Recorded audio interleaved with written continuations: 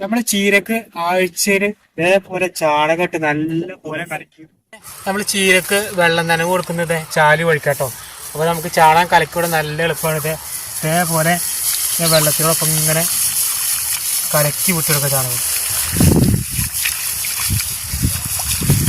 ചാണകം എല്ലായിടത്തും കലക്കി എത്തിയാണ്ട് ആഴ്ചയിൽ 2 പ്രാവശ്യമാണ് ഞാനത് ചീര മുറിച്ചെടുക്കുന്നത്. അപ്പൊ ഓരോ പ്രാവശ്യം ഞാൻ മുറിച്ചെടുക്കുമ്പോൾ ഒന്നല്ലെങ്കിൽ യൂറിയ കൊടുക്കും, അല്ലെങ്കിൽ ഇതേപോലെ പച്ചച്ചാണം കലക്കി കൊടുക്കും.